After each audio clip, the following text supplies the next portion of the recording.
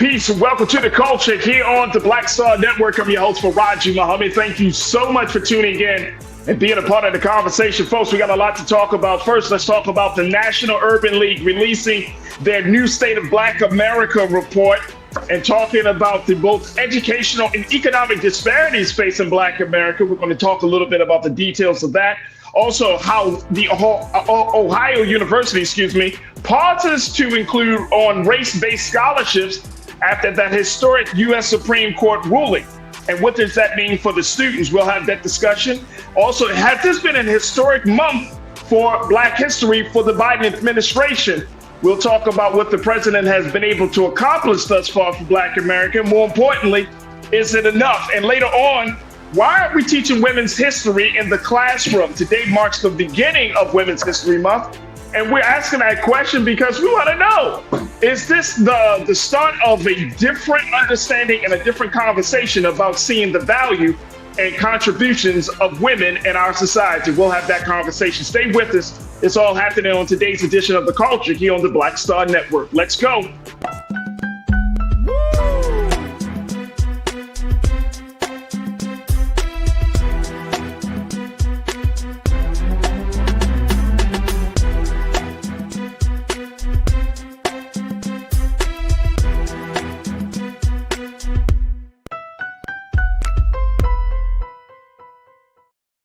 All right, folks, welcome to the culture here on the Black Star Network. I'm your host, Faraji Muhammad. Thank you so much for tuning in and being a part of the conversation. Oh, man, we are at the end of the week, folks. So happy Friday. And it is also the beginning of Women's History Month. So big shout out to all of the women who have done something to add to the culture. And we're going to be celebrating that, of course, all month long, talking about the great value, the contribution of many women that have added something to the society. So we'll have those discussions as well. But folks, if you're tuning in, hopefully you're tuning in from our website at blackstarnetwork.com. This is the home base of the Black Star Network, where you can find all the latest news and information, special conversations that Big Brother Roland has been having with folks all across the country, all of the dynamic programs, and more importantly, it is an opportunity for you to support us as we're seeking you as an investor and stakeholder in this process, in this movement that we call Black Star Network. So folks, join us today. Go to our website at blackstarnetwork.com, download the app for free. Follow us on social media under Black Star Network. And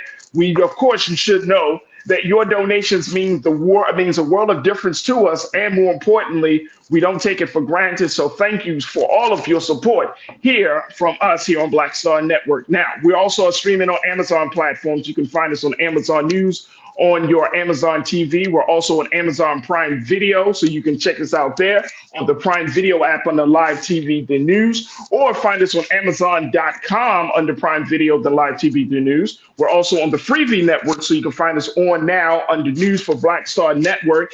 And we're also on Flex TV, 24 hours a day, 7 days a week. You can find us there and just search for Black Star Network, or find us under live TV, the news, and opinions. Man, oh man, we got a lot to cover. So let me bring in my sister, who has been joining us on Fridays. I've really been enjoying the conversation that we've been having with my sister. My sister Kimberly Morrow, who is an educator and administrator. She always has the dopest T-shirts in the business. What you got wearing today? So look, this is the start of Women's History Month. Right. Which I will just say is my second favorite month to celebrate. And today I have our sister Angela Davis. Come on. That's who I'm rocking today. So all right, Angela, let me see the shirt though. That looks like it's a dope graphic design. I like it. I see that. Oh, she got her warrior face on that joint right there. Yeah, there we go. All right. Anyway, I know we're gonna talk about Women's History Month in another segment, but let me just say, I want you to throw a little fun fact out about Angela Davis that many people may not know. Well, this is not a fun fact, but this is a fact. And this is the reason why, for those of you who love Ronald Reagan, I'm sorry. But this is the reason why I was never a fan of Ronald Reagan. You know, he was instrumental in having her fired from the UC system. So because of her affiliation with the Communist Party, and et cetera, et cetera. So that's a fact. Right, right. Not So a fun fact, but that is a fact. And I never had, so when people talk about Ronald Reagan as the greatest Republican ever, you know, I'm from California, and so that always sticks in my craw. Oh, I understand. Okay. I totally understand. I totally get it. I totally get it. But I appreciate you for sharing that. Let's first talk a little bit about speaking about powerful Black women and talking about the power of Black America. Let's first start the conversation talking about the State of Black America report that the National Urban League generally puts out. They put this out every year. They've been doing this for a few decades now, just in terms of letting folks know about where Black America is, where we were, where we are, and where we are going moving forward. And this is a report that a lot of organizations in particular, but folks like myself, those who work in Black media, we kind of look forward to this time to kind of get a sense of you know, what's right now. And it seems, Kim, that right now we are in a place of that we're facing both economic and educational challenges. I think these are two things that are near and dear to your heart. So let's talk a little bit about this. First, let me share with you, let's quote one, please. The State of Black America report by the National Urban League has compiled research and analysis on the status of Black Americans in the U.S. for decades. It cites legal challenges to the Civil Rights Act of 1964 and backlash to efforts meant to advance racial progress, such as affirmative action and diversity, equity, and inclusion policies for decelerating progress. Now, according to the National Urban League president, Mr. Mark Morial, he says doors have been open in higher education, government, and the private sector in that 60-year period. That's important. Every measure shows progress, according to an interview he did with the AP. But take a look at this. Let's go to quote number 2. Despite, folks, significant economic advancement over several decades, the report also highlights numerous barriers to economic advancement. The result, the report authors writes, is a persistent economic and political disparity. The racial income gap has been virtually unchanged for more than 20 years, with Black Americans making an average 64% of the income of white people, the report notes. The view of Black civic participation is also mixed. While the percentage of Black Americans registered to vote stood at 69% in 2020 compared to 64% in 2000, the percentage of Black people who voted in 2022 stood at 42.3%, a drop from 54% who cast ballots in 2002. Wow. Sounds like we got some challenges ahead of us right now, Kim. What do you make right now of what the National Urban League is putting out there as the State of Black America? Well, and one thing I'll say, because if you notice, they're looking at the figures in 2022, so we won't even know what it'll look like in a year or two from now. But I believe those numbers are going to decrease as far as our advances, because right now, what they are doing with stripping away so many voting rights and stripping away the affirmative action, and also the ability for students to seek funding for college, I can see in the next couple of years that those numbers are going to decrease even further. Yeah, so I mean, you know, Faraji, I think I've told you this before. I frequently talk to my dad, who is 83 years old. He lived through the entire civil rights movement. And he says to me frequently, it's getting worse. It's getting worse. And so let me just jump in real quick. What is the it that your dad at 80, you said 83 years old? Yes. What is what he sees is that we had these moments where we made progress. Mm-hmm. During the during the 70s and the 80s and the 90s. And now we're going backwards. So for him, it's worse, because the it that is worse is we actually had made gains, we've made progress, and now to go backwards, that's worse, because it's different if you never had that progress. But to have had it and then start to see it being stripped away, the way it's being stripped away so vocally after they had fought so hard to get these rights and to make this progress, it's scary and it's sad. I can only imagine. I'm thinking about the Supreme Court and how that whole situation, we've been talking about it all week here, Kim, that the Supreme Court has gone from a highly respected institution of the government, right? Is one of the few places that I think that Black folks from your father's generation felt like they can count on to get some sort of grievance, their grievances, grievances being heard, some justice rendered, to now being this other thing that is falling more in line with political parties than it is and falling in line with enforcing the law and rendering that same justice. So we're seeing that. And there are just so many other things. Here's what one of the things that the report from the National Urban League pointed out. It said that, for instance, Black students are still more likely than their white counterparts to have uncertified and inexperienced teachers. At the same time, the number of Black students dropping out of primary education has decreased from 13.1% in 2000 to 3.9% in 2024. So we're seeing some changes there. We got to take a quick pause. When we come forward, I want to get your take on that latest set of data from the Urban League. Well, let's talk also about the voting situation, as I shared that with you. And I'm going to share with you also what they said in terms of how long it would take for Black people to close the wealth gap that we are currently experiencing right now in this country. It will blow your mind. Folks, we're just getting started here on the conversation. Join us, and we would love to hear what you have to say. And stay with us. It's The Culture here on the Black Star Network.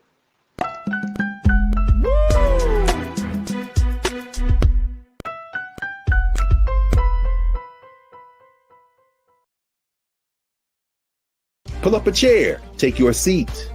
The Black Tape with me, Dr. Greg Carr, here on the Black Star Network. Every week, we'll take a deeper dive into the world we're living in. Join the conversation only on the Black Star Network.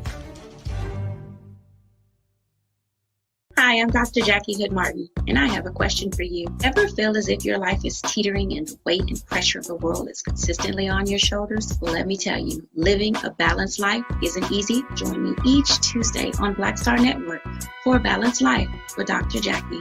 We'll laugh together, cry together, pull ourselves together, and cheer each other on. So join me for new shows each Tuesday on Black Star Network, A Balanced Life with Dr. Jackie.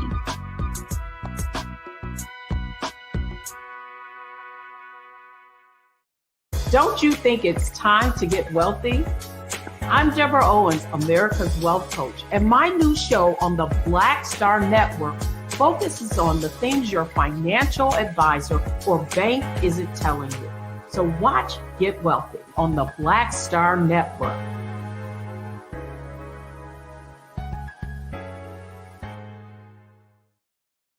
When you talk about blackness and what happens in Black culture, we're about covering these things that matter to us, speaking to our issues and concerns. This is a genuine people-powered movement. There's a lot of stuff that we're not getting. You get it, and you spread the word. We wish to plead our own cause. Too long have others spoken for us. We cannot tell our own story if we can't pay for it. This is about covering us. Invest in Black-owned media. Your dollars matter. We don't have to keep asking them to cover our stuff. So please support us in what we do, folks. We want to hit 2,000 people, $50 this month, raise $100,000. We're behind 100,000, so we want to hit that. Your money makes this possible. Checks and money orders go to P.O. Box 57196, Washington, D.C. 20037-0196. The Cash App is $RM Unfiltered. PayPal is R Martin Unfiltered. Venmo is RM Unfiltered. Zelle is Roland at RolandSMartin.com. Hatred on the streets, a horrific scene, a white nationalist rally that descended into deadly violence. White people are losing their damn minds. There's an angry pro-Trump mob storms the U.S. Capitol. We're about to see the rise of what I call white minority resistance. We have seen white folks in this country who simply cannot tolerate black folks voting. I think what we're seeing is the inevitable result of violent denial. This is part of American history. Every time that people of color have made progress, whether real or symbolic, there has been what Carol Anderson at Emory University calls white rage as a backlash. This is the rise of the Proud Boys and the Boogaloo Boys. America, there's going to be more of this. Here's all the Proud Boys, guys. This country is getting increasingly racist in its behaviors and its attitudes because of the fear of white people. The fear that they're taking our jobs, they're taking our resources, they're taking our women. This is white fear.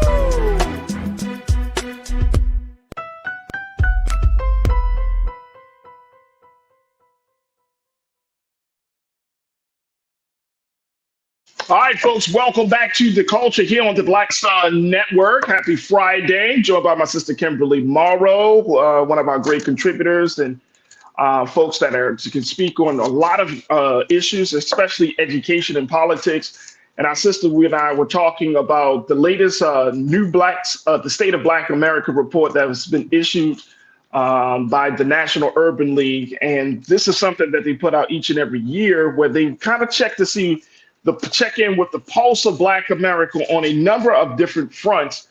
And we're looking at a situation where economics is a big factor, education is a big factor, political engagement is a big factor. And this is very, very interesting, Kim, because one of the things that I kind of highlighted, something that you are passionate about, which is the state of Black education in this country.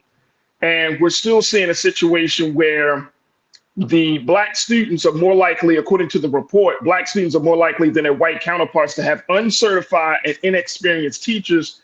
At the same time, the number of Black students dropping out of primary education has decreased from 13% in 2000 to about 3.9 or nearly 4% in 2024. So you got uncertified and inexperienced teachers, but yet the dropout rate it has declined. What is happening there? How does that happen?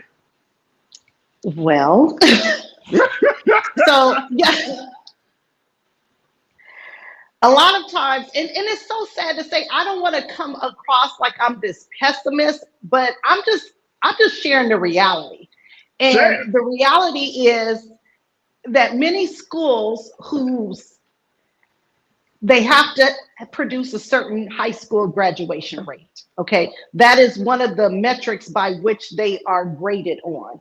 You have to have a certain high school graduation rate. So what we begin to see, or what I began to see, is that they were just pushing students through. So yes, the numbers of students that are actually graduating high school has increased, but are these real measures? Are they really passing these classes? Are the classes really of value? That's what I would be at. That's the question I would be asking.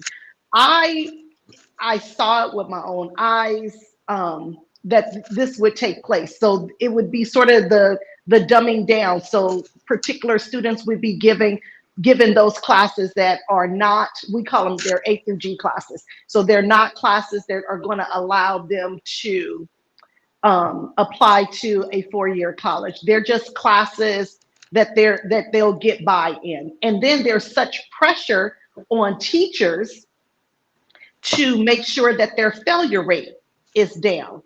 And so you have teachers who then succumb to, I'm just going to give the student a D to pass. Remember, a D is a passing grade. So unless I can evaluate these students' transcripts and know what type of grades they had graduating, you can have a student graduate high school with all Ds. That is definitely possible. But are they graduating high school like functionally illiterate? Are they graduating high school not being able to do simple math and algebra and just simple math, right? Like what is the condition of the student if you're giving a, and I'm not saying, of course, not you, but I'm saying if schools and districts are giving students D's and they're walking across the board, and we have these big ass graduation parties. My baby came out of high school, but your baby can't read and they can't write. They don't know how to. They don't understand sentence structure, or they read at a they graduated at 12th grade, but they might read at a 7th grade level or something like that. And I'm hoping I'm talking extreme here. I hope I'm not. This is not the norm that I'm speaking to. No, that what you're saying happens, and it happens probably more frequently than we would like to admit. But it comes from this sense of pressure that school districts place on teachers to make sure that the graduation rates are not low. You have to have, certain graduation rates. And so what I have seen from my eyes is that you have students being pushed through. So I believe I shared with you prior that I used to work at a community day school. And so this was a community day school is pretty much like a student's last chance. So these are students that they're credit deficient, they have behavior issues, they can have behavior issues, they have chronic attendance issues. And so when I first arrived at the school, the teachers were just basically giving them packets. And when I was there, the teacher was giving me the walkthrough and she showed me the packets that the previous teacher had given them. And this was 5th grade work. These were high school students, but these packets were 5th grade work. Dang. And I was like, oh no, because in my mind, I cannot justify giving a student a passing grade for high school social studies, social science class, if they are doing 5th grade work. So I had to meet the students where they were and then get them to the next level.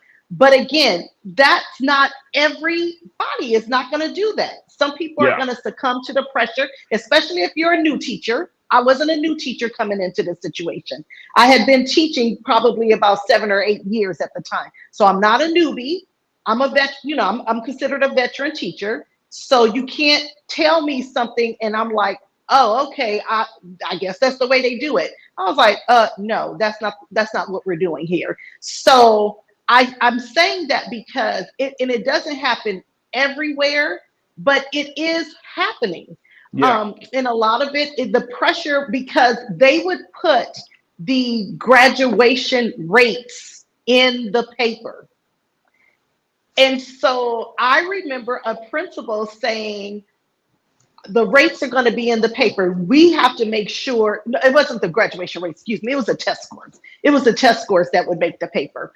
And so the pressure was on to make sure that our test scores were competitive. So it's a lot of pressure that gets placed on. I've heard it's that. A lot of pressure. It's a lot. I've actually heard that. What's going on with the teachers being inexperienced? Anastasia Paget, welcome to the chat again, Anastasia. You said, for Roger, this is the truth. When it comes to sub-teachers, they will send someone that not totally qualified to a Black school, knowing that he or she can't write these students' papers at the end of the year. I had to. So what's going on? Why are districts allowing teachers, quote unquote, who aren't qualified, who don't have the experience, who don't have the cultural competency nor cultural sensitivity to be in the classroom with Black students? Wouldn't that create even greater issue, a bigger disaster? Yes, but you also have to realize there's a hiring thing. So if I'm in an area that is known to be a rough area of the city, it's very difficult to get qualified teachers, regardless of race, to want to come to my school. But then what usually happens is you're stuck. We need teachers over here. So you start, I hate to use this term, but I mean, it's a real thing, and we say this. You start pulling from the bottom of the barrel. It is what it is, Faraji. You know, and there have been times during the course of the school year, like if we needed a teacher late in the school year, that we would have to, in our district, we wasn't a pull from the bottom of the barrel district, but depending on the time of year that we were looking for a teacher, yeah, we would say that, okay, you know, we're just gonna have to get this teacher in to finish the rest of the school year, but next year we're gonna search for a better teacher. So that's a real thing. That's a real thing, because I get it. It's who is applying, who is willing to go into this. Yeah. And so you can only hire who applies. And I know that, and I know we're going to take another pause, but I know that some districts have become way more lax on the requirements to be teachers. I mean, you know, not to say some districts, let me go back. Some schools, the districts may say, hey, you need to have a teacher that has these qualifications, but in like in a circumstance or situation like you just described, schools will say, yeah, I know what the districts say, but we need a science teacher. So we're not going to wait till we get a highly qualified, somebody who has gone through. You want to teach? Come on. And I know that. I know that's happening all across this country. And I'm gonna say, but the school has to get a waiver from the district. So the school may say that, but they don't. It's not like they're going behind the district's back, because the schools are not the ones that actually are hiring the teacher. The hiring goes through the district. So if the school finds themselves in a situation where they don't have any highly qualified applicants, then what they'll do is they'll file for a waiver with the district to allow them to hire that particular teacher, because that's really where the hiring comes through. Yeah. The school is not really technically hiring. We're doing the interviewing. We're submitting their name for consideration, but the ultimate hiring decision falls on the district. Absolutely. I understand. Oh, we got to take another quick pause. When we come forward, let me share with you what else is mentioned in the State of Black America report by the National Urban League, as they talk about the economic disparity that Black folks continue to face and how long it would actually take for us to actually close the wealth gap in this country. Stay with us. That part of the conversation is up next here on The Culture on the Black Star Network.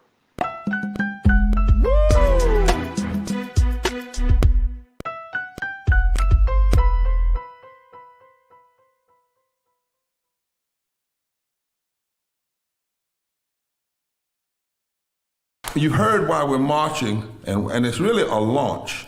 It's not even a march. We're launching a 42-week campaign. March the 2nd at 10 o'clock in Raleigh and 33 other state capitals and the District of Columbia.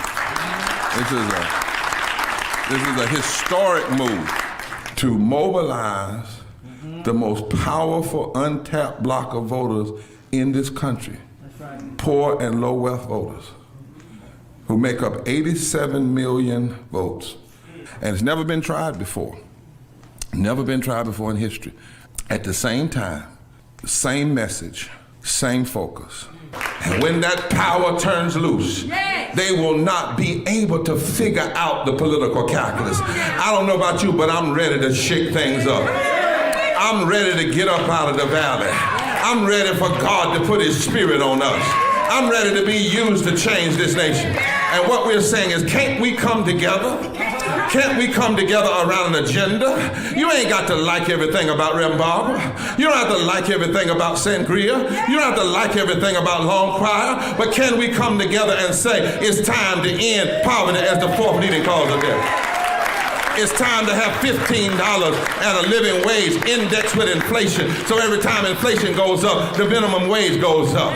It's time to have health care for all. It's time to fully fund public education. Can't we come together? It's time to protect women's right to women's health. It's time to have affordable housing for everybody. It's time to stop the proliferation of guns. Ain't no way folk ought to be able to have more guns than they have food, more guns than they have meat on their table. That makes no sense. Isn't it time for division to be ended and love to take over? Can't we organize around that? Look at your neighbor and say, neighbor, I don't need to like everything about you, but can't we organize for power? Can't we stand for justice? Can't we love everybody for just a little while? Can't we come up out of the valley? Can these bones live?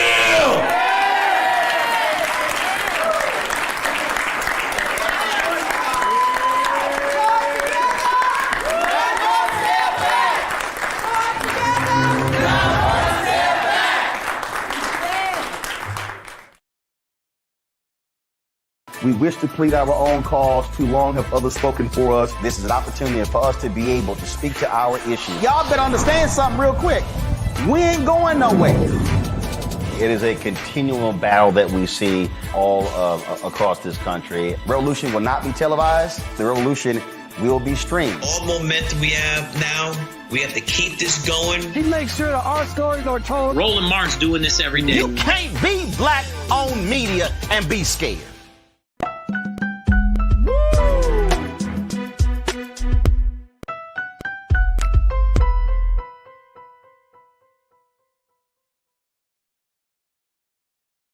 All right, folks, welcome back to The Culture here on the Black Star Network. I'm your host, Faraji Muhammad. Thank you so much for tuning in, checking in with my sister, Kimberly Morrow, as we're talking about the National Urban League releasing their State of the Black America report, the annual report that gives us a snapshot of where we are in Black America on a number of different issues. Now, along with the educational issue, the big part of the report, Kimberly, was the conversation, to talk around our economic disparity.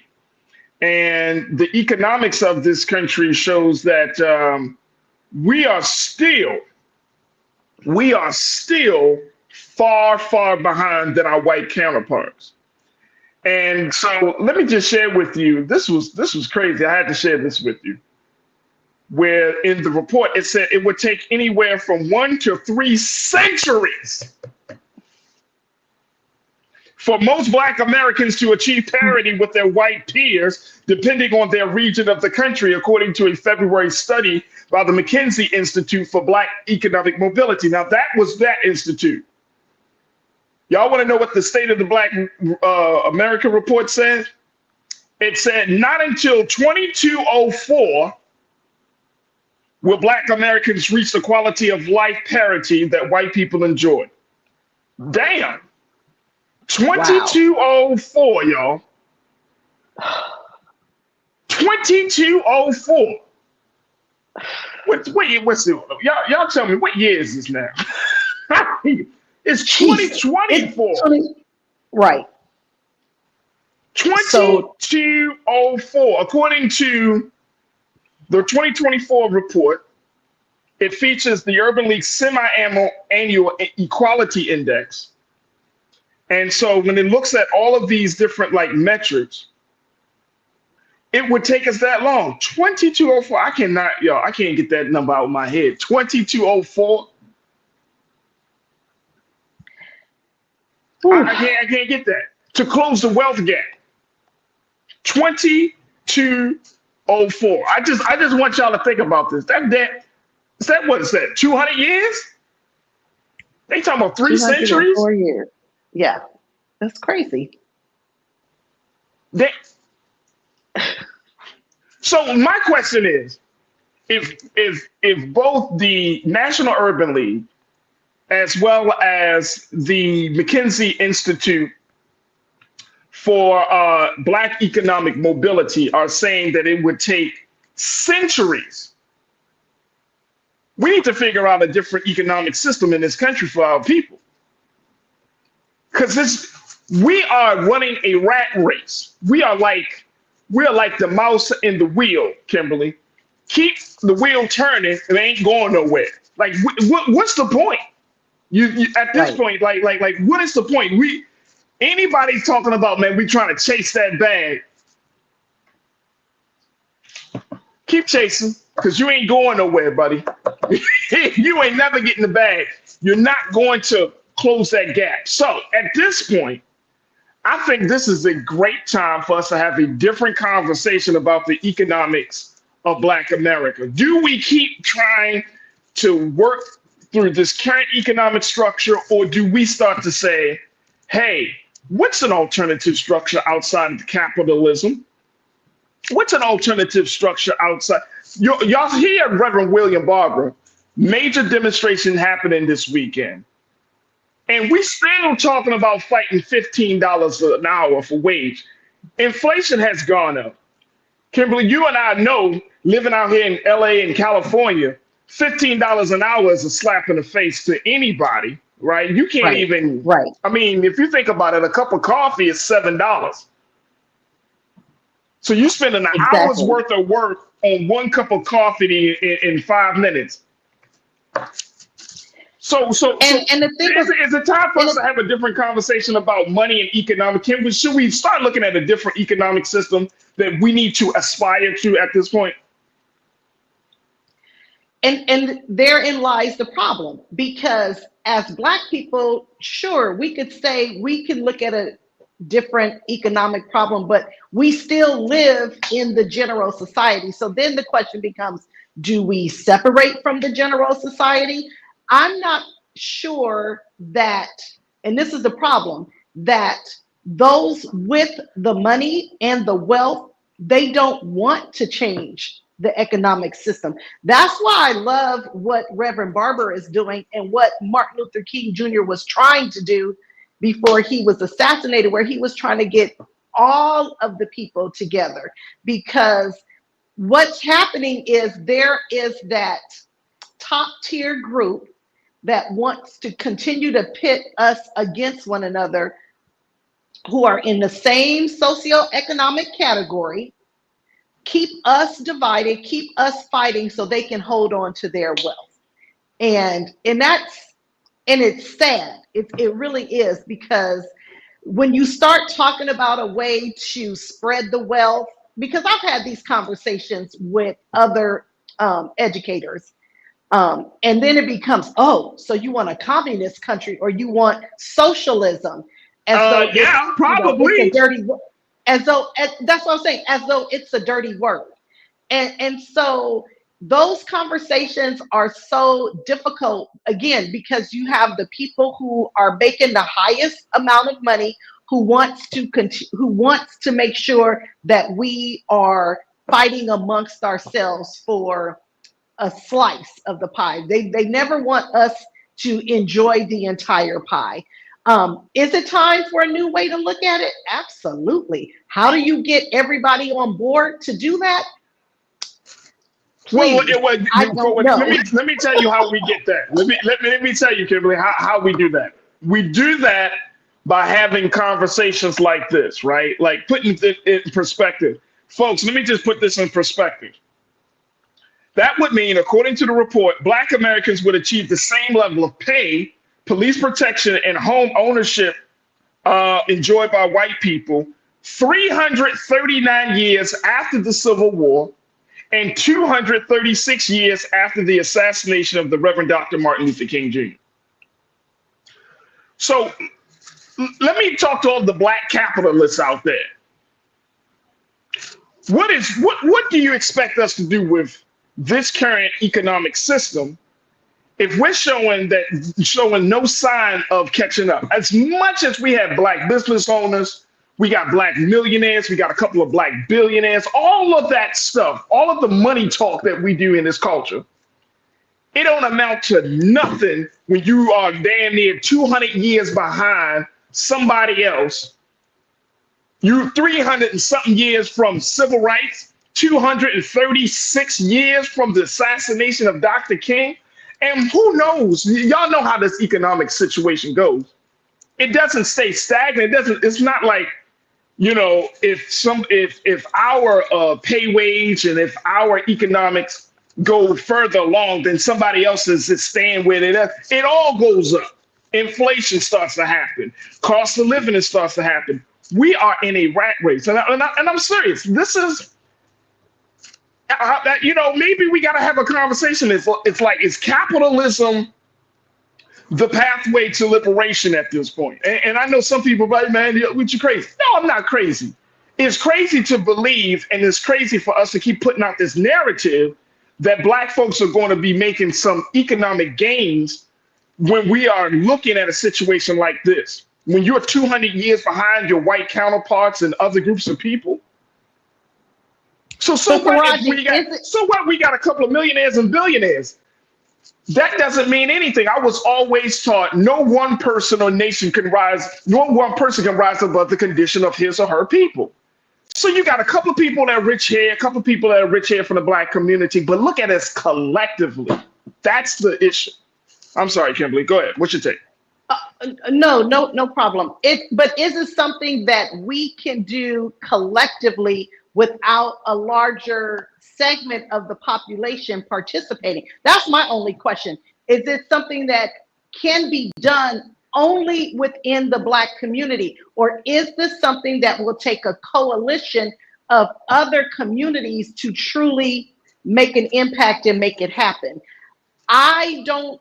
That's a good point. Great point. It's something that only the Black community can do because we still live in the larger community. So I think just like Martin Luther King Jr. thought and like Reverend Barber is talking about, that it has to be a coalition effort. It has to be an effort of various communities coming together to talk about a different economic system. It's not going to be successful if only one group is talking about it, because we don't live separately. We live together. That's true. That's true. Let's get a couple of comments from the crew. The ABX girl checking in. ABX girl, good to connect with you once again. You said, as long as they have the power, they want to keep us dancing and playing, and doors will be glued from making real deals. Ask Byron Allen, how's that going with this network purchase recently? Dancing and playing. And here's the other thing. Let me add to what you're saying, ABX girl. The other thing is that a lot of the money issues, the economics is motivated, or rather powered by our hope and belief that we can achieve. And this is the great fallacy, I believe. This is just for Raji talking, Kimberly. But I think the greatest fallacy of capitalism is this idea that we can all achieve the same level of economic success. That's a lie. That is a lie. Well, here's why. Here's why I'm saying this, right? Part of that is that capitalism says that if you're not making a certain amount of money, you're not working hard enough. I beg to differ. Black people, white people, if you are poor in this country, and I'm talking about working poor, you got 2 or 3 jobs, you're working your ass off. You're working your ass off under undesirable conditions, low wages. This is not about personal ambition and pulling up your bootstraps and all of the other things about, well, you're not doing enough. Because our people have been breaking their backs and we have been killing ourselves. Literally and metaphorically, we have been killing ourselves to try to make a way into the system. This is not about somebody not doing enough. That's the problem with capitalism. You're not working hard enough. No. How about it's the system? How about it's the simple fact that this system does not allow everybody to go? It can't, because here's the deal. Go back to the Industrial Revolution. This is how capitalism works. You have to have someone at the top with the company, with people under them working for them. Capitalism does not work without your workers. That is why schools were created, to produce employees. So you are 100%. How are we all going to be these great capitalists? Who are we going to hire to work if everybody is the owner? The way capitalism works, somebody has to be the owner. That's and right. They have to hire people. Why do you think right now there is this push to keep us divided, keep us separated, because you gotta have workers. Come on, that's you are correct. Me and you do not disagree on that. No, That's we don't disagree with that. I know, but see, and then people, we really do, and I know that this might sound strange, y'all, and I know I might lose some of you at this moment. I'm gonna say it though. I really want to have more serious conversations about other economic systems like socialism. There is a book that a sister that I've read, and I've been trying to get this sister onto the show. She wrote this book called "It's Not You, It's Capitalism." It's a sister named Malika Jabali, and it's a fascinating read. And she talks about a new age socialism that is interwoven based upon the history of individuals like the sister that's on Kimberly's t-shirt, like Angela Davis, Dr. King, and others. And we talked about this earlier this week with my sister Rahel Tashamariam. A lot of our Black leaders were socialists. They were thinking about how do we gain in a way where it's not rooted on, as you pointed out so well, Kimberly, where it's not rooted off of one person gaining off of the work of others, right? It completely disrupts that model of work. And now we're starting to look at, well, how can we get more in a community effort? And I know that might sound crazy, but y'all are we listening to this report? That it's not crazy. Nor I don't think it's completely far-fetched. And here's the other thing. What other avenue? What other avenue? We've been at capitalism for years, decades, centuries. And yeah, like I said, we got a few millionaires and billionaires, and we all try to break our necks and try to be the next Jay-Z, the next Oprah, the next millionaire, and all of that. And we sacrifice our lives, we sacrifice our time, we sacrifice our talents, we sacrifice our bodies. And we never truly get there. Now, financial literacy and financial freedom is different from what we're talking about here. Right. If we live within our means and all of those things, there are some ways that Black leaders have put it out there, and I'm talking about past and present, have come up with economic ways for us to not to try to be at equal with white America, but economic advances that will make us as a people stronger. Because if we're trying to keep up with the Joneses, I don't have 200 years.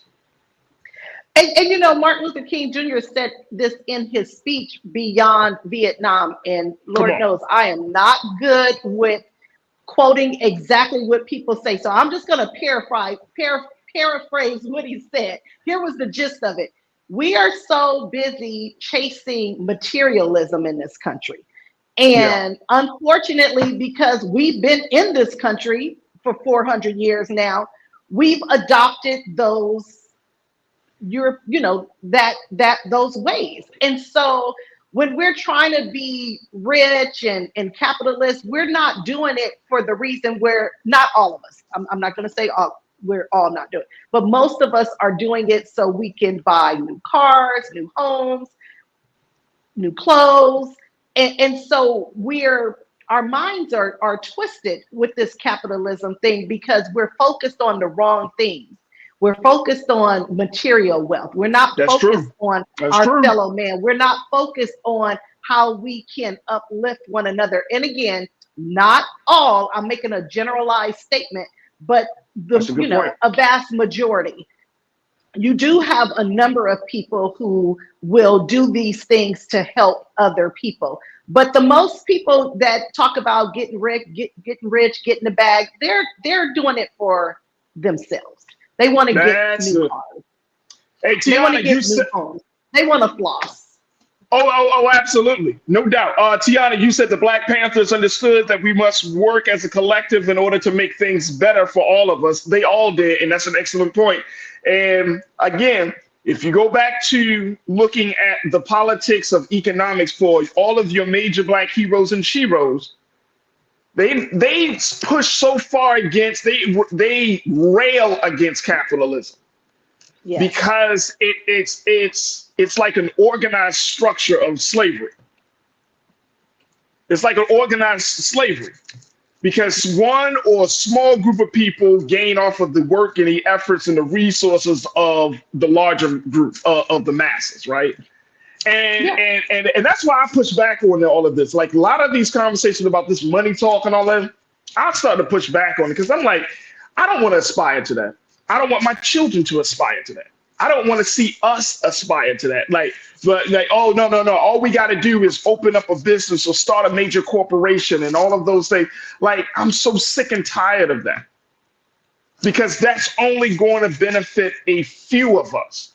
I want to see revolutionary change for all of us, because you can't build no legacy off of one or two major businesses. It could be some, not, I'm saying as a people, not as a people. Yeah, for that family, right. For the group.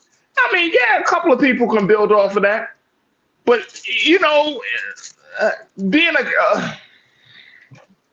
I'm passionate. Look, I'm so passionate about this, but the fact that it takes 200 years, and I don't want us to walk away from this conversation saying, well, it takes 180 years for us to be equal with white people in their earnings and pay and all of those things. 180 years. It would take 236 years outside of the killing of Dr. Martin Luther King. Just keep those things in mind, folks. Keep those things in mind. So I think there's an opportunity here, Kimberly, for some other conversations about some different economic systems that we as Black people can explore. Can we do that in 2024? Can we just lay out something? No, but we don't have to reinvent the wheel. I think there have been so many great Black leaders that have stood before us that have given us blueprints for economic development, whether you're talking about the Most Honorable Elijah Muhammad, the Honorable Marcus Garvey, you're talking about Dr. Claude Anderson. Like, we can go down the line and look at each one of these leaders and their ideas, their programs for economic development, and say, can we apply this in 2024 or going into 2025? Can we do this? Can we, for the holiday season for 2024, can we say we're going to boycott, or instead of spending all our money, we're going to put so much money away, or create a Black fund, or we could, the sky's the limit. The sky is the limit. Even you got the final word. Even with people currently with existing businesses, to join and become partners and work in collaboration with other Black-owned businesses to create affordable housing, to create other jobs. So there are things that, again, you're not reinventing the wheel, you're pulling your resources together. Those are things that can be done now. We don't have to wait till 2025. We have a number of Black-owned businesses, Black-owned corporations, and just getting them together to also help benefit those that need to be benefited. Absolutely. So those things can be done now. Absolutely. Tiz, you said everybody can't be a Jay-Z or Oprah. Facts. Plus, I wouldn't want to, but everyone can raise up. Not going to be easy, but that's life, and life has challenges. Absolutely. Absolutely. But it starts with us being introduced to a different idea. And if we are honest with ourselves, as we close out this part of the conversation, take our next pause, if we're honest with ourselves, Kimberly, we ain't happy. Even those of us who make good money, quote unquote, good money in this current system of things, look at how much time it took, look at how much energy it's taken, look at the toll that it has placed on us. Would you want to pass that down to your children? If you don't have children, would you want to? Nobody wants to pass that down. I actually laugh when I read people's posts and read things about making six figures. I made six figures and I was miserable. So I was stressed all the time. So sure, we want to make money, but you want to make it doing something that you're happy and that you're able to be a blessing to other people. We're not here in this society just for ourselves. We're here to help other people.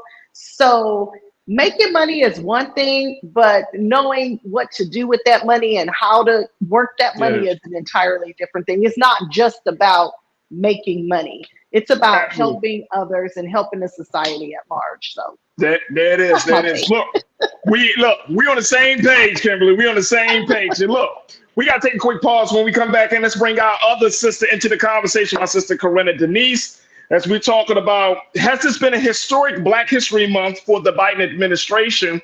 Talking about some of the things that the Biden administration has done. Question is it enough to get Black folks to sign up and be on board for his presidency? We'll have that conversation with Corinna. And what about, as we kick off Women's History Month, do we need to teach about women's history in the classroom to give a greater appreciation for women's history when we're out in the world? We'll have that conversation as well. Stay with us. It's The Culture here on the Black Star Network.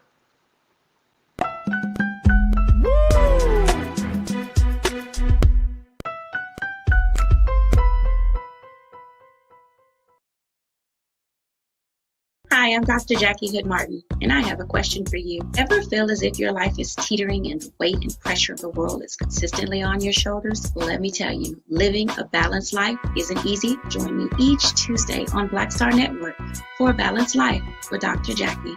We'll laugh together, cry together, pull ourselves together, and cheer each other on. So join me for new shows each Tuesday on Black Star Network, A Balanced Life with Dr. Jackie.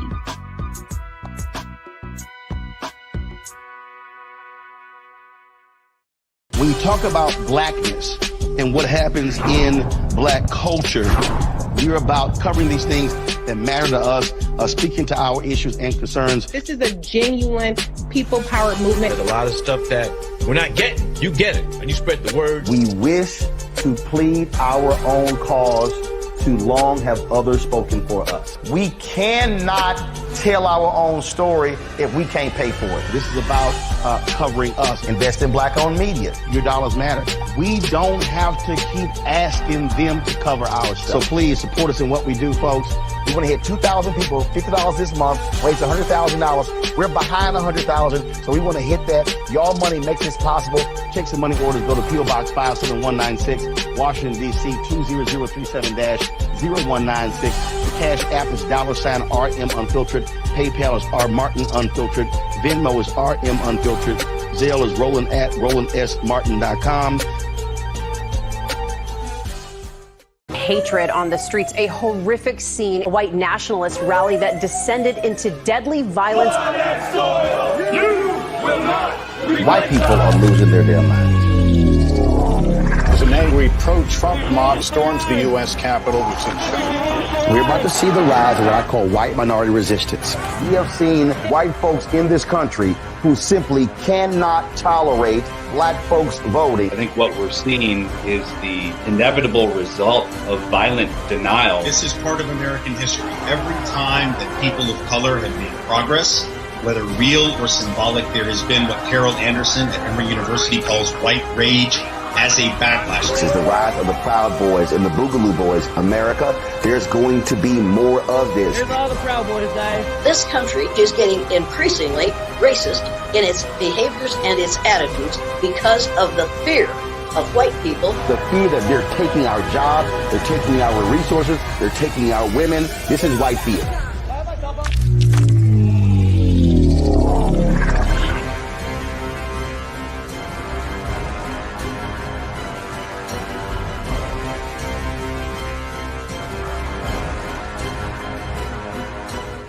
Pull up a chair, take your seat. The Black Tape with me, Dr. Greg Carr, here on the Black Star Network. Every week, we'll take a deeper dive into the world we're living in. Join the conversation only on the Black Star Network. Don't you think it's time to get wealthy? I'm Deborah Owens, America's Wealth Coach, and my new show on the Black Star Network focuses on the things your financial advisor or bank isn't telling you. So watch Get Wealthy on the Black Star Network.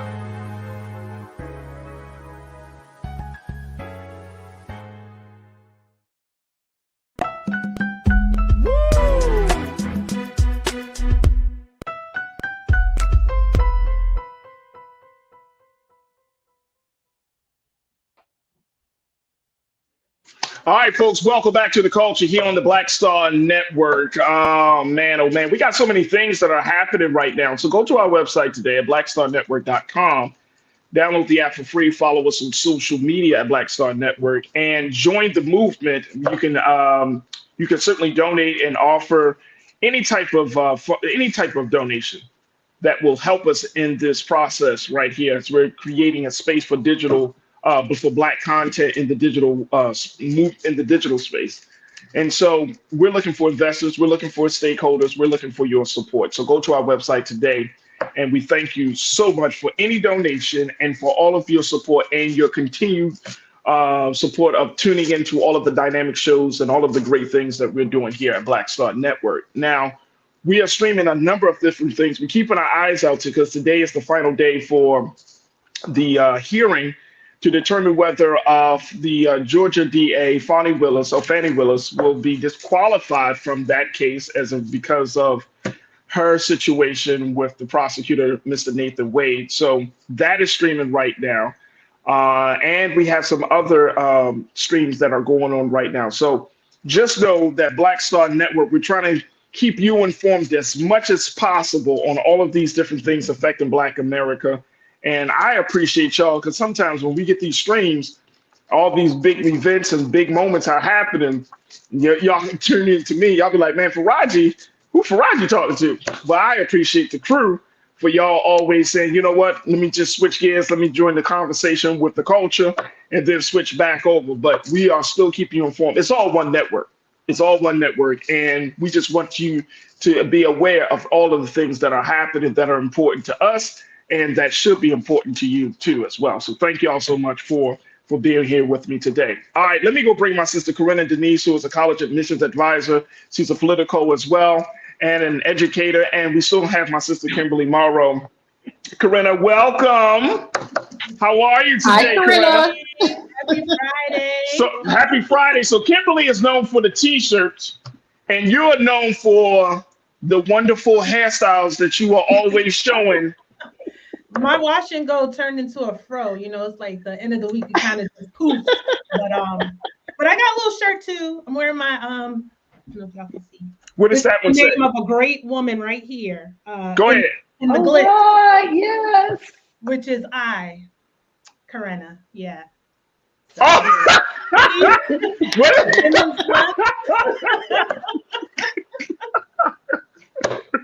You know, that's a dope shirt though. Self-love. So that's dope. I like it. I like it a lot. I love it a lot. I love it. All right, let's talk about something that you wanted to kind of discuss a little bit, Corinna. Hey, if y'all don't know, Corinna's been kind of like real upset with me over this week. You know what I mean? Me and her are cool. We cool as a fan, but Corinna be like, she be like, you know, I know her face on the other side, Kimberly. She listens to some of our conversations. She be like, I can't wait till Friday. I'm gonna tell this joker off.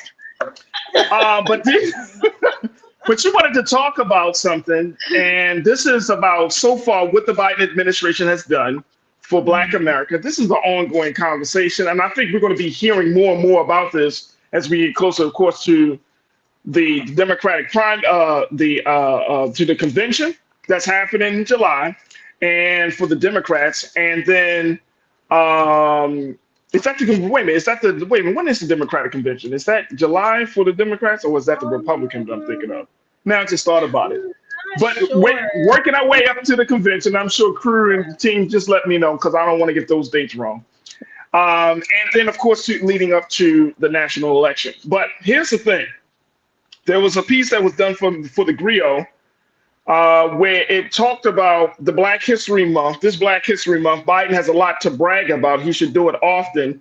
It was written by a sister named Christina Greer, who is a Politico. Dr. Greer, she debunks the myth that President Biden hasn't done very much for Black people.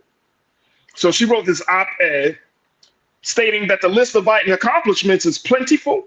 As we get closer to Election Day on November 5th, it would behoove the president's 2024 re-election campaign to make a concerted effort to educate and or refamiliarize voters, especially Black voters, and more specifically, Black male voters, on the accomplishments the president has achieved since taking office on January 20th, 2021.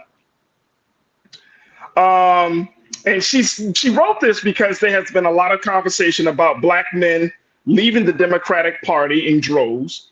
She also talks about the fact that influential rappers like 50 Cent, Snoop Dogg, and Ice Cube have shown them some level of admiration for Donald Trump. So she was saying that President Biden is not a perfect candidate or president, but neither were the 45 former U.S. commander-in-chiefs. She said, when you look at the record of Joe Biden when compared to his predecessor in recent decades, none has done more to specifically address the racial wealth gap and implement long-term inclusive policies that specifically aid Black families for years to come. All right, let's talk a little bit about this. So you agree with this so far? Is that my understanding, Corinna? Can you hear me? Yeah, I do. And I just want to preface this by saying, yeah, can we hear? I think, all right. I just want to preface it by saying, you know, this is not even about President Biden personally. I think we need to learn to separate that. This is about making sure that our people have the facts as to what has actually occurred in this administration that has been to our advantage. So I want to make sure that is very clear, because I think we get into that gray area of, oh, you capped it for Democrats and all this stuff. No, it's about having the factual information about what has occurred. Something I would like to just bring back to the forefront that I think a lot of us have forgotten, right? Around this time, about 4 years ago, okay, we were in the very beginning. Well, no, not the beginning, but at the top of a crisis, right? With the pandemic. Soon enough, we were starting to wonder, okay, are the cities going to shut down? Everyone's in Target trying to get toilet paper and things like that. Let's be very clear. If it had not been for the Biden-Harris administration, and one of the first things they did when they took office, okay, passing the American Rescue Plan, we would have what we like to call #we outside. We wouldn't be enjoying this new normalcy that we have right now. And I think a lot of us have lost that. We have forgotten, and it's because we don't really have that momentum of memory. We kind of just move on. And we have to consider and remember how many people died from COVID-19, and how a lot of our people, right, who look like us. And, you know, how much more devastating, was already devastating, would it have been if Cheeto Head was still in office? So I just want to start there, but I think we're going to continue this conversation because I know we got to take a break. We got to take a quick pause.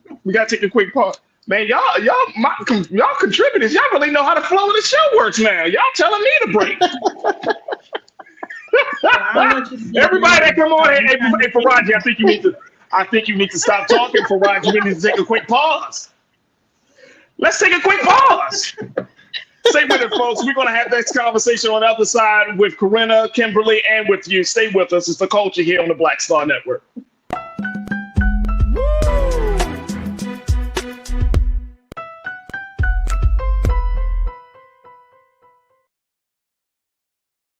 Hatred on the streets, a horrific scene, a white nationalist rally that descended into deadly violence. White people are losing their damn minds. An angry pro-Trump mob storms the U.S. Capitol. We're about to see the rise of what I call white minority resistance. We have seen white folks in this country who simply cannot tolerate Black folks voting. I think what we're seeing is the inevitable result of violent denial. This is part of American history. Every time that people of color have made progress, whether real or symbolic, there has been what Carol Anderson at Emory University calls white rage as a backlash. This is the rise of the Proud Boys and the Boogaloo Boys. America, there's going to be more of this. Here's all the Proud Boys, guys. This country is getting increasingly racist in its behaviors and its attitudes because of the fear of white people. The fear that they're taking our jobs, they're taking our resources, they're taking our women. This is white fear.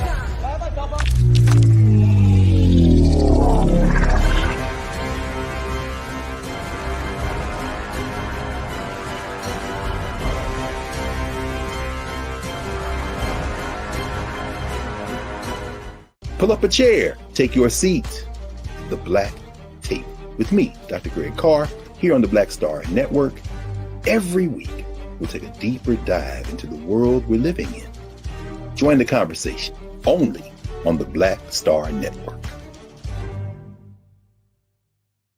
When you talk about blackness and what happens in black culture, we're about covering these things that matter to us, speaking to our issues and concerns. This is a genuine people-powered movement. There's a lot of stuff that we're not getting. You get it, and you spread the word. We wish to plead our own cause. Too long have others spoken for us. We cannot tell our own story if we can't pay for it. This is about covering us. Invest in black-owned media. Your dollars matter. We don't have to keep asking them to cover our stuff. So please support us in what we do, folks.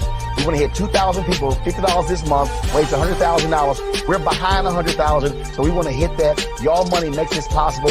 Checks and money orders go to P.O. Box 57196, Washington, D.C. 20037-0196. The Cash App is $RM Unfiltered. PayPal is R Martin Unfiltered. Venmo is RM Unfiltered. Zelle is Roland at RolandSMartin.com. Hi, I'm Dr. Jackie Hood Martin, and I have a question for you. Ever feel as if your life is teetering and the weight and pressure of the world is consistently on your shoulders? Well, let me tell you, living a balanced life isn't easy. Join me each Tuesday on Black Star Network for A Balanced Life with Dr. Jackie. We'll laugh together, cry together, pull ourselves together, and cheer each other on. So join me for new shows each Tuesday on Black Star Network, A Balanced Life with Dr. Jackie.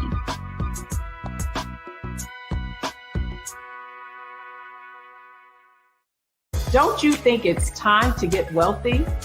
I'm Deborah Owens, America's Wealth Coach, and my new show on the Black Star Network focuses on the things your financial advisor or bank isn't telling you.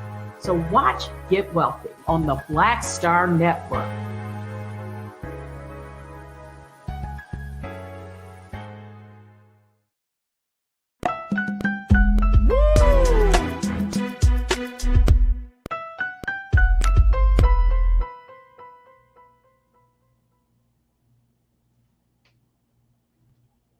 All right, folks, welcome back to The Culture here on the Black Star Network. I'm your host, Faraji Muhammad. Thank you so much for tuning in, being a part of the conversation.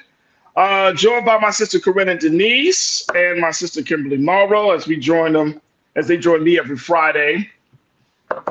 And we're talking about the Biden-Harris administration accomplishments. And, you know, I wanted to do something a little different because I feel like part of this conversation, we definitely should have it, right? Right, Corinna? You know, we definitely should talk about what the president has done over these past 3 years and, you know, what should we expect? But there's a question that I do want to pose as we have this conversation, at least when we have that question, just post it, just put it up there because I think we need to ask this question in a very serious way. Now, it might come off sounding crazy, but we're going to need to ask this question. But let me go back to this piece written by the Griot, Dr. Christina Greer, who wrote this op-ed for the Griot saying that this Black History Month, President Biden has done more for Black people than any other president. And I think it's an interesting thing. Let me share with you what Dr. Greer had to say, and then Kimberly and Corinna, I would love to get your take on this as we look at the president's record thus far with Black America. So one thing you mentioned, Corinna, was the fact of how he handled the pandemic. Here's something else. In 2021, President Biden signed a bill making Juneteenth a federal holiday, becoming on the 11th American federal holiday on the books. He did that.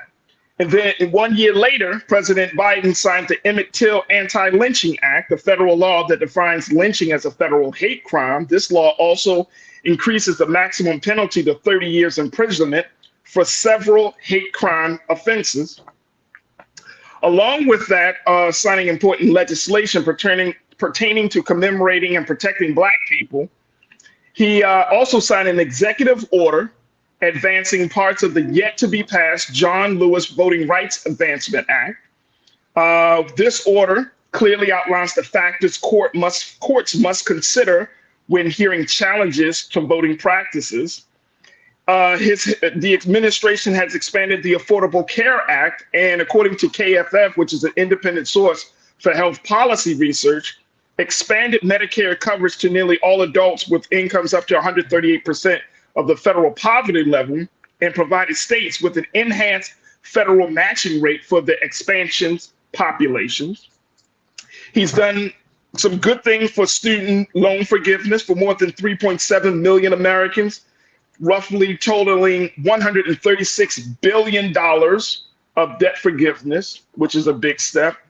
According to Dr. Greer, this is a concrete step towards leveling the playing field and helping hundreds of thousands of Black Americans beginning a journey towards accumulating generational wealth. But as Kimberly and I were talking about, that may take some time. He might need to keep doing that for the next 50 years for us to even bridge that gap. But it's a start. And that he has said throughout his career that a budget is a moral document. And this is the point of contention that many people have, considering the amount of money that America has invested in other places around the globe, like Ukraine, Israel, Iran. And many people are still questioning whether that money could have been used here domestically to address some of the pressing needs here. But she made the point. She said, the election is not a magical purity test. It's truly an election for the soul and future of the nation. It is not rocket science. Donald Trump has made clear his intentions to completely gut the social safety net, deport as many people as possible, and double down on a Christian white nationalist agenda. The former president also intends to continue his smash and grab presidency and enrich himself and his friends along the way. This is from Dr. Greer. So it opens up the conversation. So should we not be critical? And are we telling Black voters here, Kimberly and Corinna, to Black voters, just shut up and vote? I don't think so. And the world is not the takeaway. No, yeah. I'm listening. Go ahead, Kimberly. Go ahead. Yeah, it's not the takeaway from that. I'm saying that if the president is doing all of these things and people are still critical of the president, the sentiment is, Black people should just shut up and vote? Should we not be as critical because he's already done these things? Go ahead, Kimberly. No. And here's something that she said in the article, which I have heard said on various podcasts and shows. One of the problems is the Democrats do not share this information. And she even said it. She was like, if they would put this information out there. So a lot of what she said in this article, and she even said, it's not my job to do that, but she shared it. We talk about it, Corinna, and actually when I started reading it, I was like, did Corinna write this? Because these are things that she has been, no, seriously, as I was reading it, I was like, did Corinna write this? Wow, okay. But then I was like, oh no, someone else wrote it. These are the exact same things that she has been saying on this show. This is the issue that a lot of younger Democrats are having. Why don't we know this? We're talking about it. She's writing it up in an op-ed. But why aren't they blasting commercials with this? We talked about this too, Faraji. Their commercial is about the money that they've given to HBCUs. And I said last week, everybody didn't go to an HBCU. So that's probably like 1% of the population. These are the messages that the Democratic Party needs to be highlighting. So it's not that people need to shut up and just vote. They don't even know this is happening. Right. They don't. I don't know. I'm gonna let Corinna respond to that because I don't think that's the case. But go ahead, Corinna. Well, what I was gonna say is no. That is not the sentiment to just shut up and vote. And you know what? Let me preface this by saying this. Let me be transparent right now. While I have acknowledged all of the advantages that we have received from this administration, I have been very critical even here on the show about some of the things that I am disappointed in. One of it being voting rights. I feel that they have not pushed the needle far enough on how that needs to go earlier on. There's a lot more that I want. But I'm also going to hold the accountability on both sides. Us as the citizens, we wanted George Floyd Justice and Policing Act. Why in the hell did we not take back to the streets when Tim Scott, Senator Gumby, tanked the damn bill? You know, so we say we want things, but then what are we doing to follow up to put on the pressure to get the very thing that we claim to want? And I also want to circle back quickly too to Kimberly's point about that HBCU commercial. Honestly, I don't think it's the greatest. And to your point, Kimberly, like everyone didn't go to an HBCU, but at the same time, they should share the accomplishments and the benefits that HBCUs receive, but it has to be very rudimentary. When you just put a big ass number, like I can't relate to that. But if you break it down where, okay, the state is allocating X amount of dollars to, let's say, maybe Howard University, but Biden-Harris actually gave them this amount of dollars, which is significantly more, that stands out to people, even if you didn't go to an HBCU or not. So they don't break things down small enough for people to understand. And I think a lot of times, too, what's happening on just various platforms that I've observed, I think that people tend to talk in a manner sometimes that they assume that folks know what they're talking about. You know, you might say an acronym, and I could be like, Faraji, yeah, I'm going to the NACAC this weekend. And, you know, NACAC is having A, B, C, D, E, F, G. While all the while I'm running my mouth, and you in the back of your mind thinking, Corona, what the entire hell is NACAC, sis? Can you break that down for me? And I'm going to be like, oh, it's Northern Association of College Admission Counseling.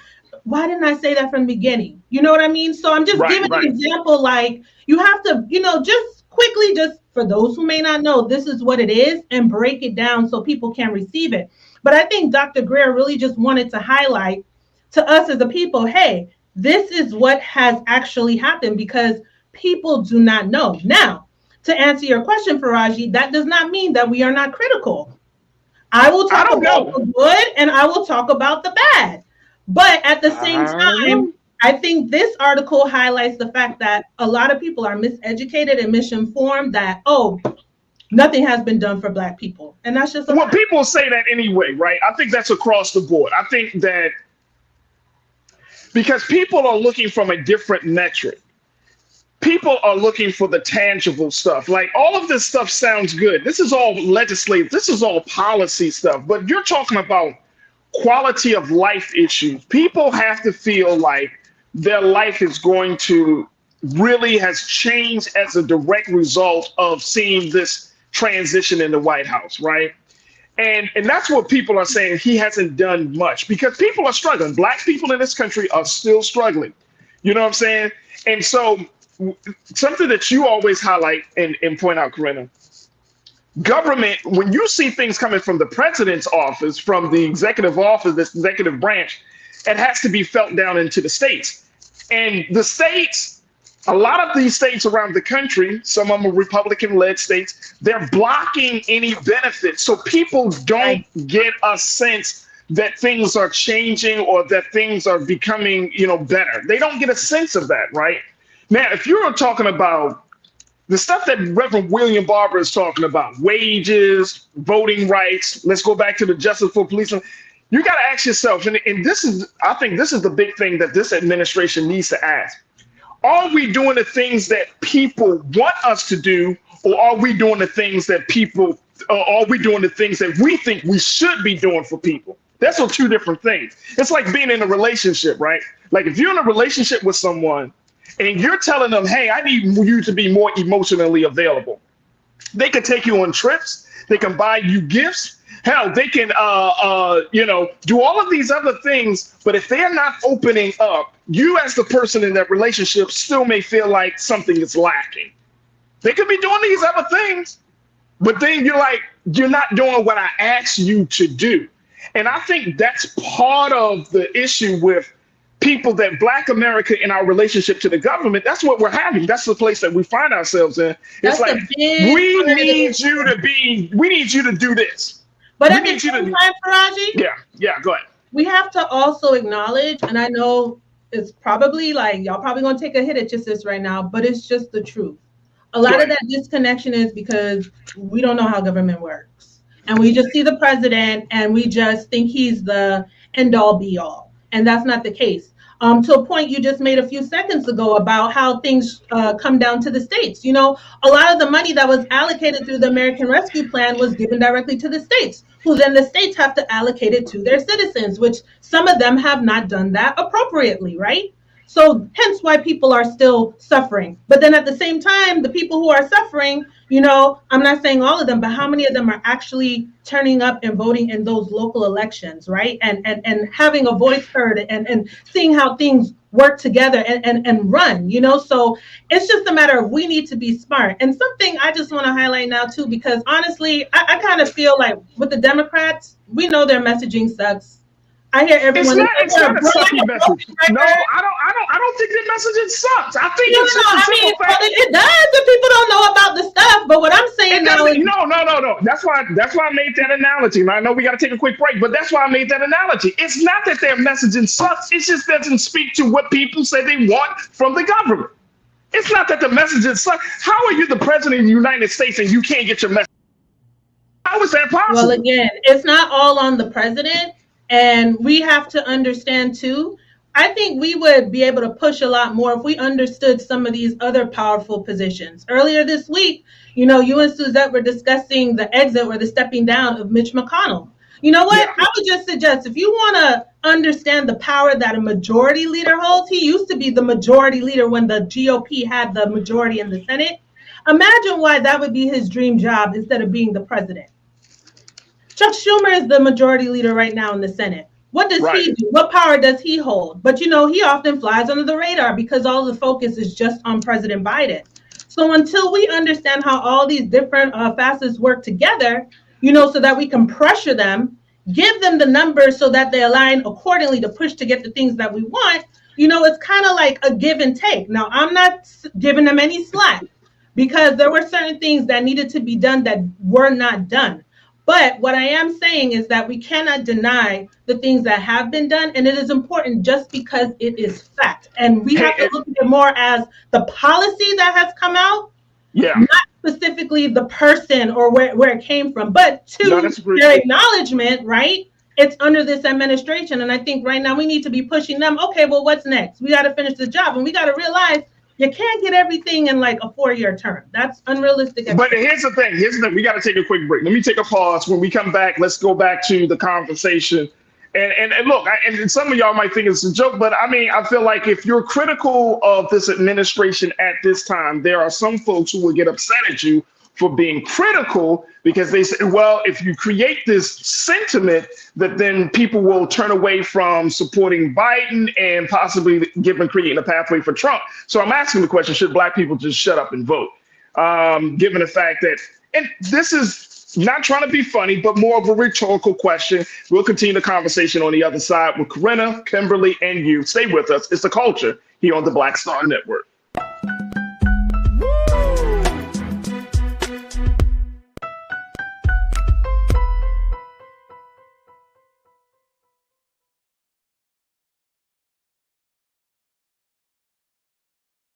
You heard why we're marching, and it's really a launch. It's not even a march. We're launching That's right. a 42-week campaign. March the 2nd at 10 o'clock in Raleigh and 33 other state capitals and the District of Columbia. This is a historic move to mobilize the most powerful untapped block of voters in this country. Poor and low wealth voters who make up 87 million votes. And it's never been tried before. Never been tried before in history. At the same time, the same message, same focus. And when that power turns loose, they will not be able to figure out the political calculus. I don't know about you, but I'm ready to shake things up.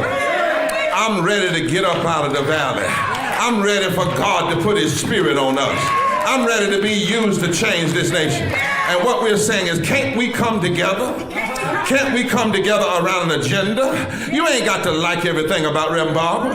You don't have to like everything about Sangria. You don't have to like everything about Long Choir. But can we come together and say, it's time to end poverty as the fourth leading cause of death? It's time to have $15 and a living wage indexed with inflation. So every time inflation goes up, the minimum wage goes up.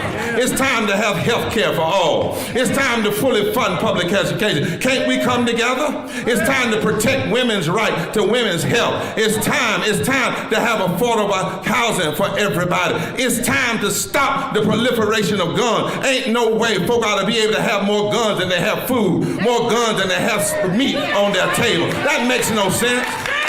Isn't it time for division to be ended and love to take over? Can't we organize around that? Look at your neighbor and say, neighbor, I don't need to like everything about you, but can't we organize for power? Can't we stand for justice? Can't we love everybody for just a little while? Can't we come up out of the valley? Can these bones live?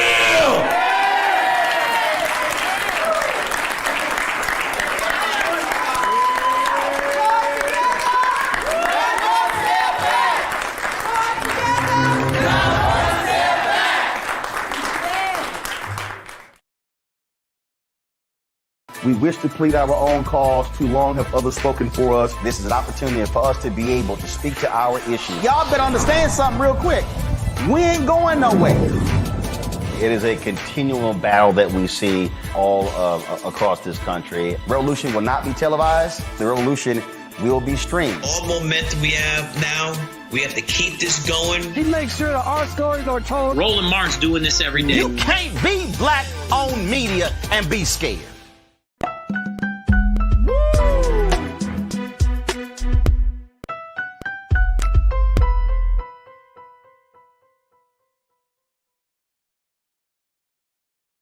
All right, folks, welcome back to The Culture here on the Black Star Network, joined by my sisters, Corinna Denise, Kimberly Morrow, and you, as we're talking about, looking at the Biden accomplishments. And I'm asking this question, should black voters just shut up and vote? And I know it may sound real crazy, but it's based upon the sentiment that over these next, how many months we got? We got about 8 months before the national election. And we're going to have some very important and uncomfortable conversations about this administration, and more importantly, what we should be asking for. What can we hold this administration accountable for going into this next chapter? If President Biden, if we come out and we vote for President Biden, he has to know, not after the election, he has to know before the election, Mr. President, we're going to rock with you because we don't want Donald Trump in office. You said you were going to be the one for Black America. Now you've done this, but we need you to do A, B, and C. And the sentiment, and it's not just here on this platform, I see it everywhere on a lot of different places where the moment we get critical about what this president has done or not done, then there's this barrage, this flood of black folks who say, see, y'all just want Donald Trump to win. It's not, nobody wants, look, we don't have to. Corinna, you posted something in the chat during the break that folks aren't critical of the Republicans. Let me just tell you, how many times we got to talk about the Republicans and some of the asinine stuff that they do? How many times we got to talk about You got to talk about it because a lot of people, just like they're not paying attention. No, we don't. That's a waste of time. That's insulting to our intelligence. That's insulting to our intelligence.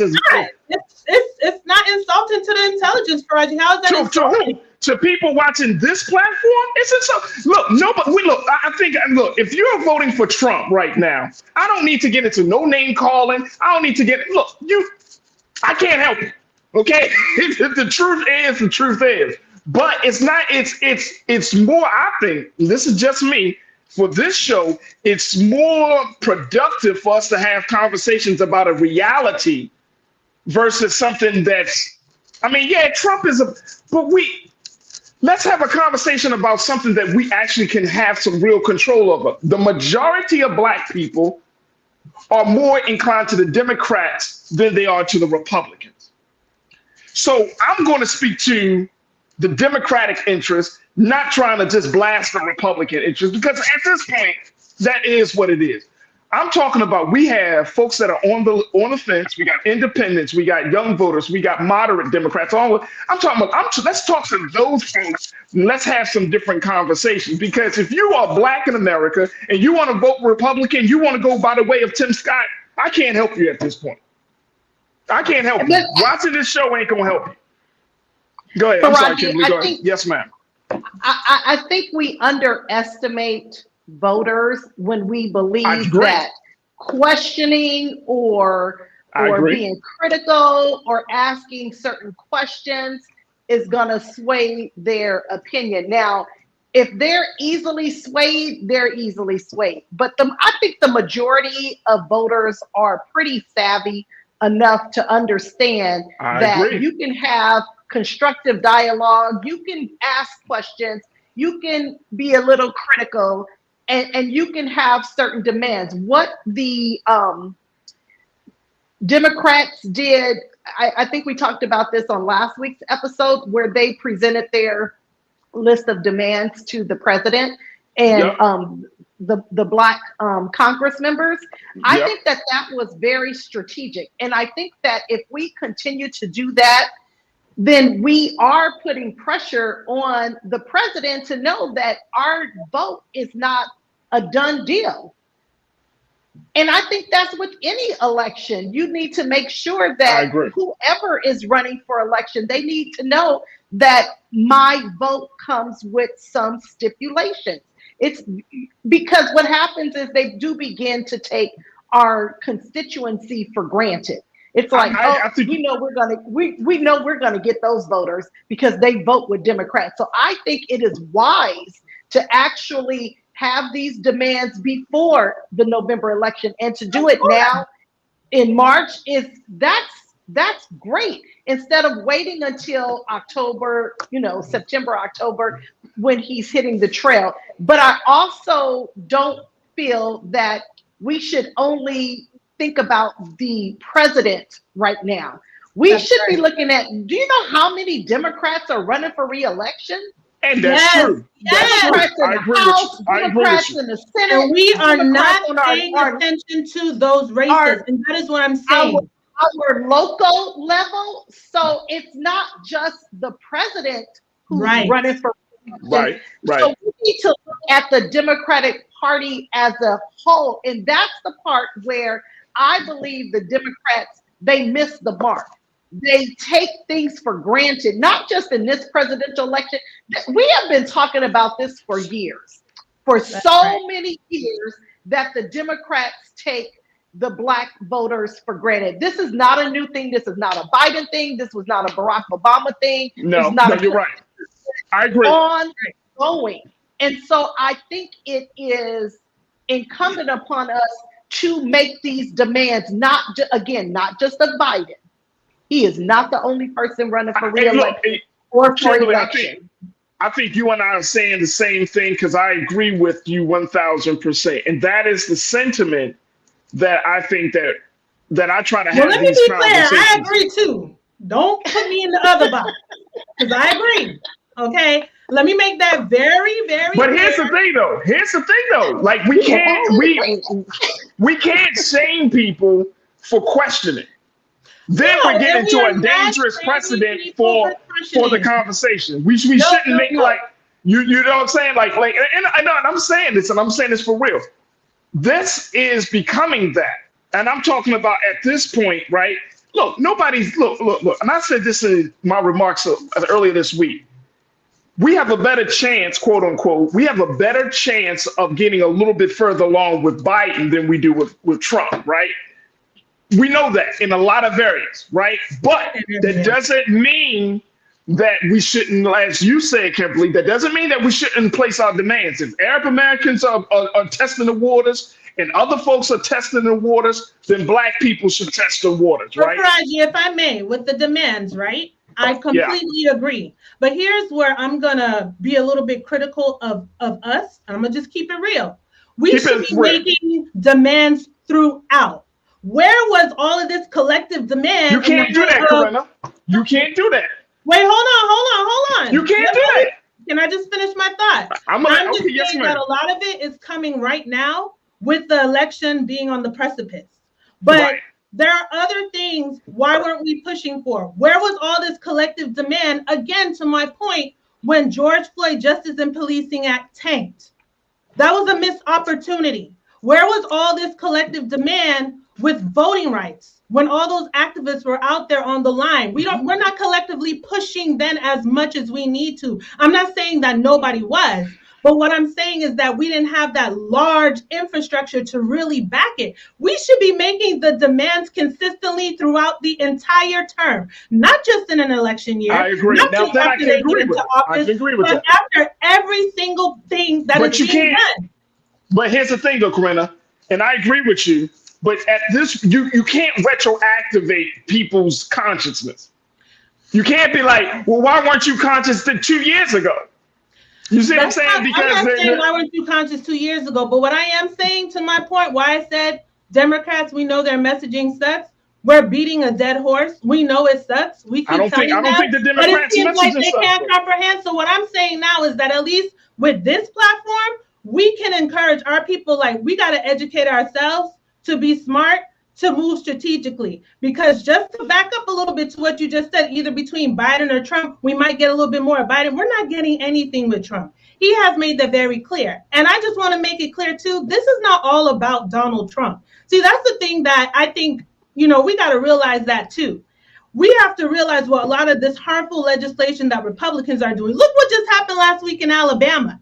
And I knew it, Faraji. As soon as Roe was overturned, I was like, you know what? It's not about just terminating an unwanted pregnancy. It's about now, you know what? We're going to control who could actually have the baby. So you know what?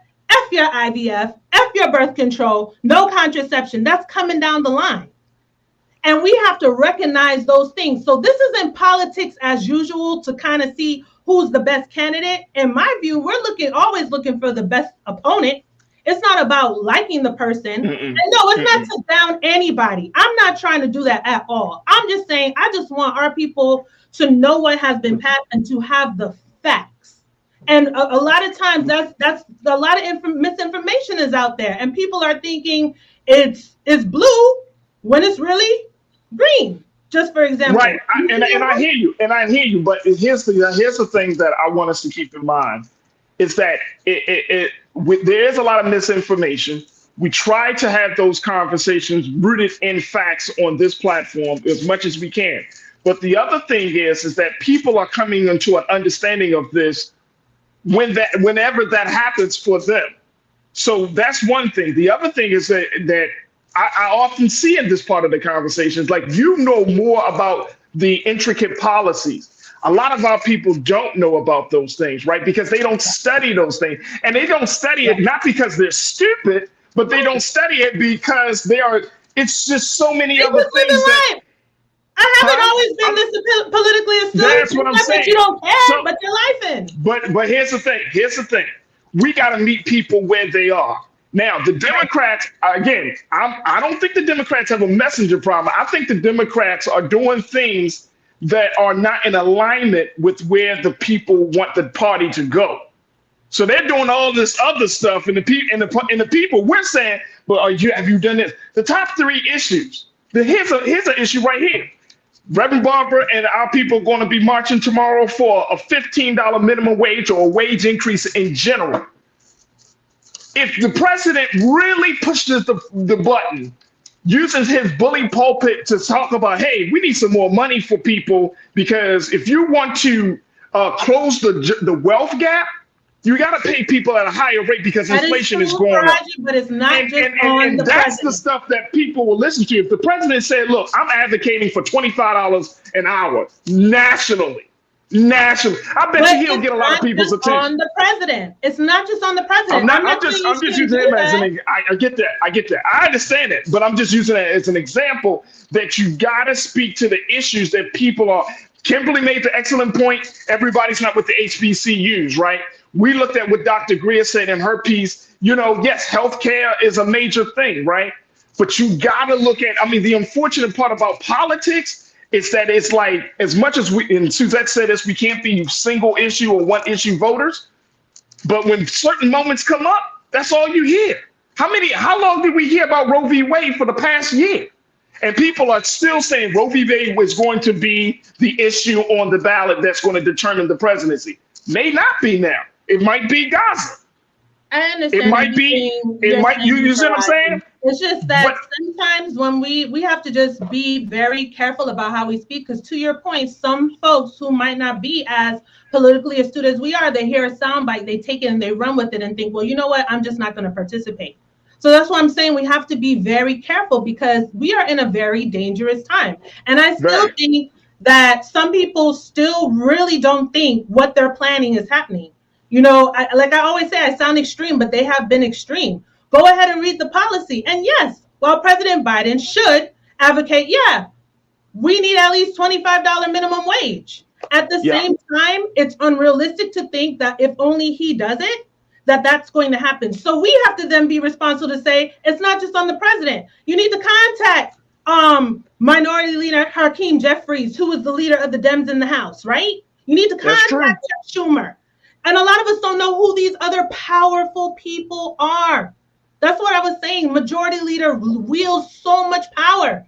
And so it doesn't get to the president's desk if they're not in alignment with it. And until us, the people collectively understand that, so that we can push them, push our representatives, push our senators, who then in turn push the president and the White House, the Oval, that executive branch, how do we then attain the very things that we want? And that's all that I'm speaking to. But I'm in agreement with y'all. I hear y'all. But we have to be fair in our critique. And it just worries me sometimes that we're so laser focused on the Democrats. And I am not saying that we should be. But we also need to be very vigilant of the harmful legislation that these Republicans are passing, and that they do not. That's true. I agree. And you know what? And I think, as we got like 30 seconds left, I think it comes down to having ongoing conversations. Some conversations are going to be on the Democrats. Some conversations are going to be on the Republicans. That's just what it is. It's not going to always be like mobilize and organize. While we are conversation, and can I also say education too? They don't teach civics at school anymore. It would be great if on this platform, maybe for a few minutes on Friday, we just give them some civics lessons. Because a lot of things what you were talking about, Corinna and Faraji, people don't know. They were never taught. They didn't know. And they always only think it's the president. They don't understand about the different branches of government. So I think that would be something But I don't think that's our audience, though. I'm going to be honest with y'all. I don't think that's our audience. I think our audience is highly intelligent. I think a lot of people, if you're watching Black Star Network, if you're watching The Culture, if you're watching RMU, Roller Mountain Unfiltered, you're coming to the space politically activated. You're not, I mean, you may not know all the different policies and everything, but there is some political consciousness there. Because we don't attract But you don't think that clips are not going to people beyond this audience? That's right. Oh, well, yeah, of course. People beyond this audience that show up are seeing the clips. That's all I'm saying, Faraji. And the question has to become, are people, and as we close out, are people becoming disengaged from, and this is something, Kimberly, that we didn't talk about in our first conversation about the State of Black America report, but they're saying that civic engagement has actually gone down from Black America than it has been over the previous years. Are people becoming disengaged because they don't know how government works, or is it because they don't feel like government is working for them? Both. If you don't know how it works, then you don't know that it's working for you. I don't know. Hey, Faraji, that's a bigger question. I think we can hold on that one. Go ahead. A lot of folks don't know. A lot of folks don't know, and we can't take for granted that they always do. And you know what? I'd rather reiterate how shit works than to take for granted that they think they know, and they don't. All right. Pastor Damon said, don't underestimate people's ignorance. Thank you, Pastor Damon. He didn't say that. He said that don't underestimate the people's ignorance. Yeah.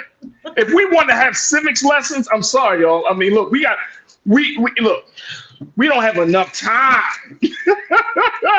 We just don't have enough time to go through civics lessons 101. I mean, maybe this is if that is the prerequisite for us to have these conversations, we got to break down how a bill.